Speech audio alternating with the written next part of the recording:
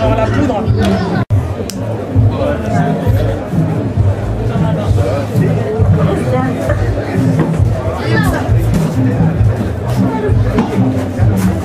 C'est les morceaux. Oui. C'est le plan. Parce que... Oui, attends, je vais y aller. Ça dépend. Oui. Je ressens rien, moi.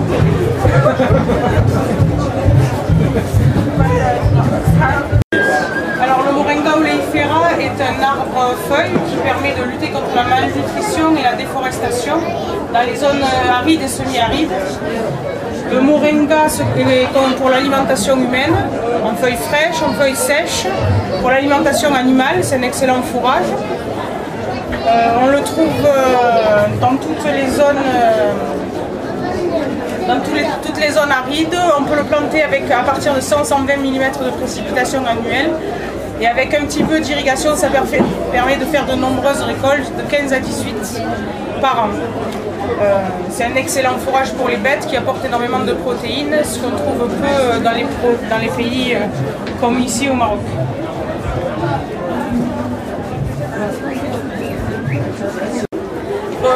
Le Moringa est aussi un arbre qui pousse très rapidement, de 3 à 5 mètres dès la première année. Comme vous pouvez le voir sur la photo, il contient beaucoup de fleurs, il est très mellifère, ce qui permet dans les champs de réintroduire rapidement des abeilles pour produire du miel. En le plantant en agroforesterie, ça permet de fixer les sols, d'éviter l'érosion, et surtout c'est un arbre qui produit son azote, qui le fournit à la terre et qui ne vient pas contrarier les autres cultures qui sont plantées en agroécologie avec lui. Le Moringa est une arme essentielle pour s'adapter au changement climatique pour les pays qui ont des difficultés de gestion de l'eau. C'est un arbre qui pousse très vite, vous pouvez voir sur les plants, ces plants-là ont été plantés il y a 3 semaines. Les essais commencés au Maroc le 18 juin, aujourd'hui à 4 mois et demi, ils sont à 2,50 m, 3 mètres.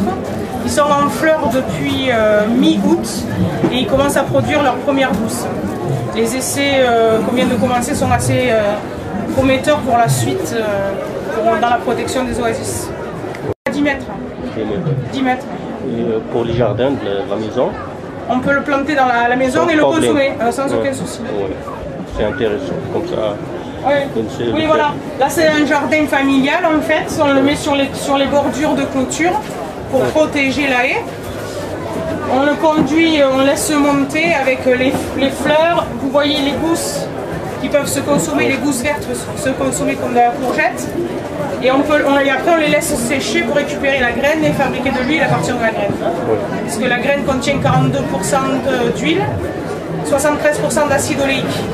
C'est une huile alimentaire en premier lieu, ce qui est important pour l'Afrique parce que ça en manque. Enfin, ici vous avez l'huile d'olive, mais dans le reste des pays africains il y a du mal d'avoir des huiles alimentaires, on est obligé de l'importer.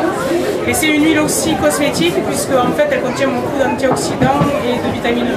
Ça permet aux femmes, aux coopératives de femmes de créer des crèmes, des huiles de massage, des savons et de consommer de l'huile pour l'alimentation humaine.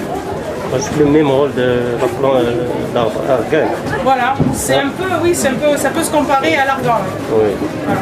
Sauf que du coup, l'arbre humaine pour lutter contre la malnutrition, oui. Pour le fourrage pour les animaux, surtout que vous en manquez dans les pays. Le tronc, l'arbre. Avec le tronc de l'arbre, on peut faire de la pâte à papier. Oui. Dans certains pays, avec l'écorce, ils font des colorants naturels, le bleu notamment, qui est difficile à trouver dans la nature. Avec les racines, il y a de la pharmacopée aussi, puisque la racine peut servir de condiment.